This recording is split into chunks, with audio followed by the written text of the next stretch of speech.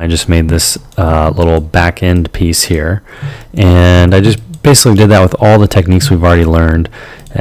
Extruded the top of it to make this little kind of a rim, and then I beveled all of the edges, and I also added this little kind of a wing here.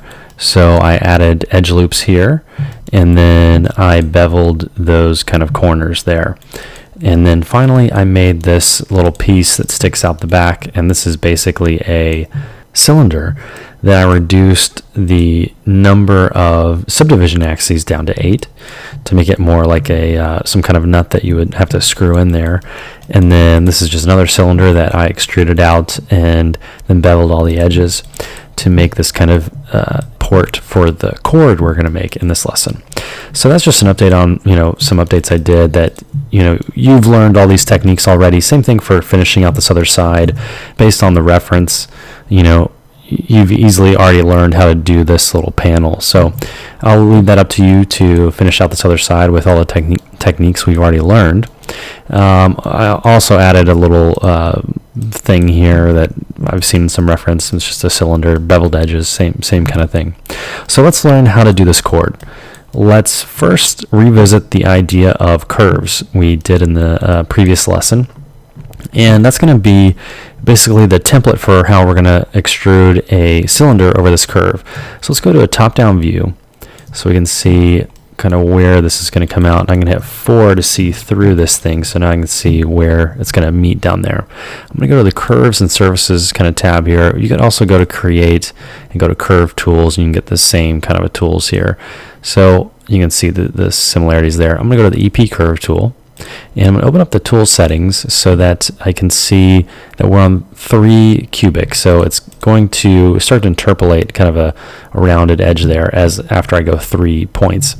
So I'm going to hit X to line up on the grid, and then I'm just going to kind of make a swooping kind of a curve chord path here.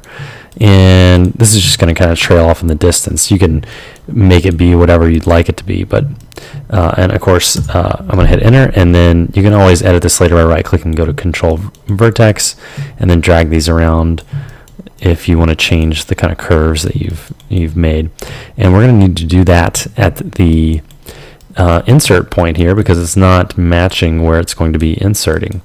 So I'm going to go up here and lift all of these and then bring this one in and have this kind of secondary one, make sure that it's going in straight.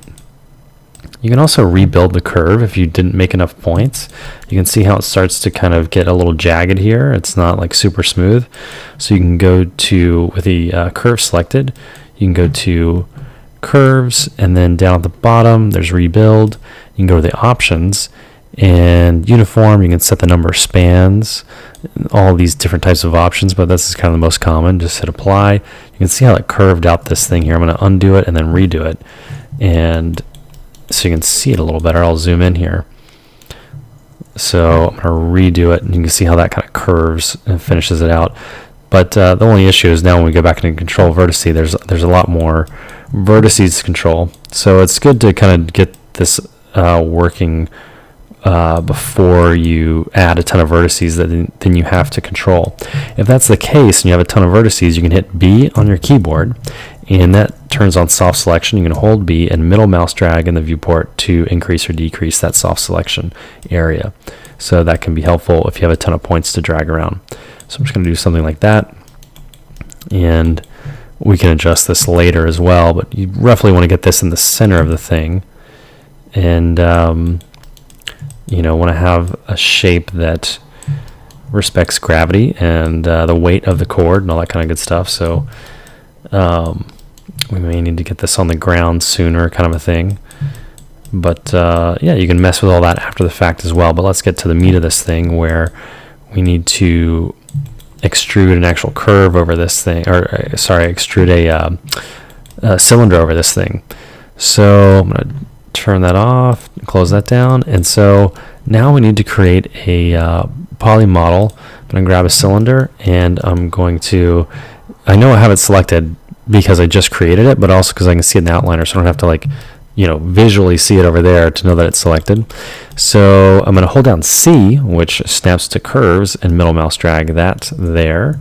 Then I'm going to rotate this down and maybe scale it down a little bit and roughly get it in line with this thing. There's a couple different ways you can extrude curves. You could grab a circular curve and do this as well, but then you would have to convert the NURB circle to a polygon, which is under Modify, Convert, NURBs to polygons.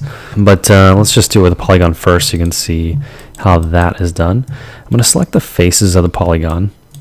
I'm going to hit B to turn off soft selection. Control, click, and deselect the ones I don't need. I'm going to shift select the curve. Okay? And then I'm going to go to extrude. Let's hit extrude. And you can see something happened, but not exactly what we wanted. It looks like there's a face now at the very beginning of this curve here in the center. I'm going to turn on keep faces on as well so we can see it. So if I hit 5, you can see it kind of goes inside. That's because curves also have directions. I'm going to go back into object mode so I can select the curve. And we need to reverse the direction. So if I go to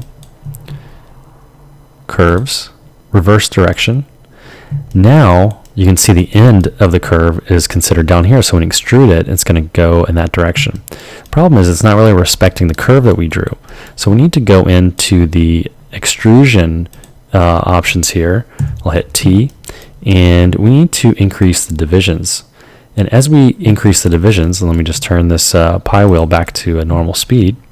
As we increase these divisions, you can see that it's actually beginning to make the chord. And that's just because it needed more information, right?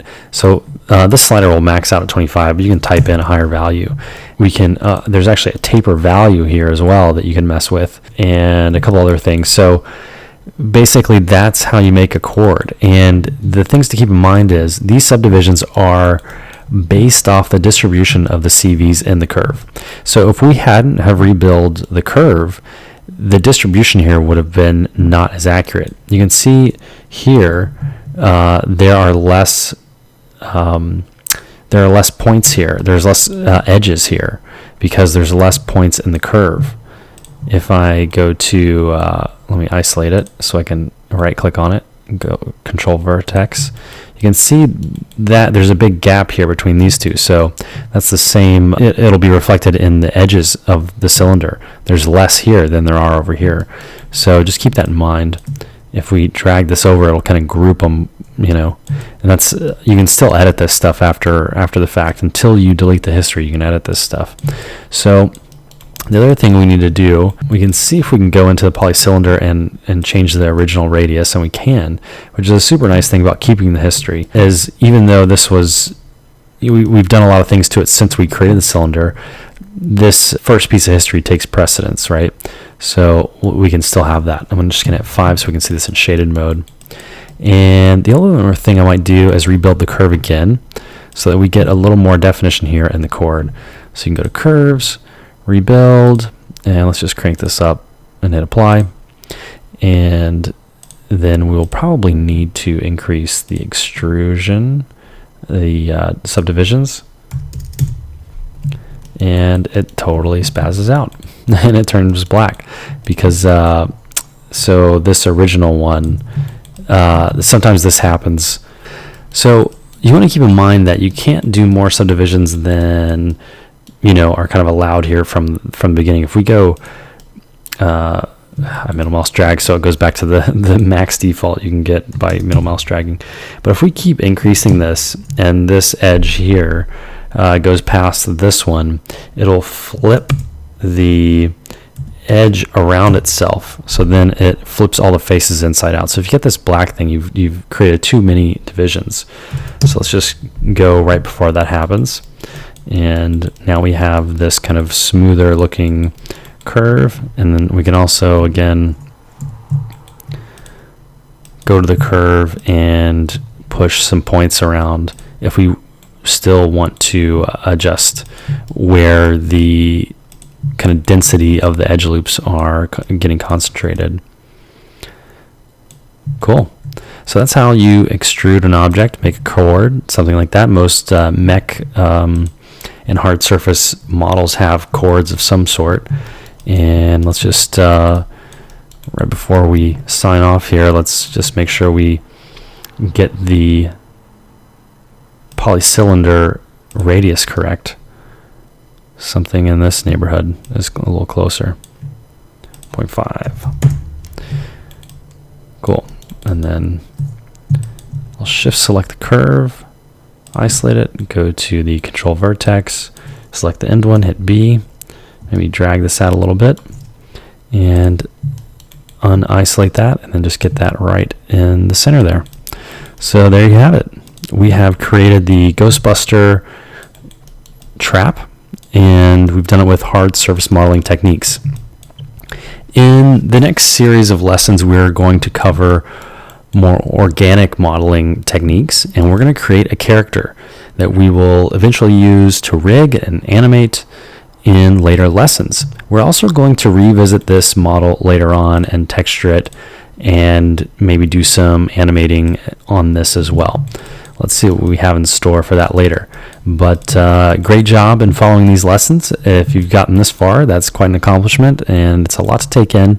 So just take your time and rewatch these if you have any problems.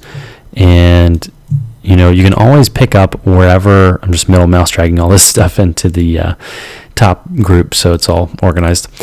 Just know you can come back and rewatch this stuff and ask me any questions that you may run into, because yeah, this stuff's not easy, and I admire you guys trying to learn this stuff. So I appreciate you watching, and good luck. Thank you. See you in the next series.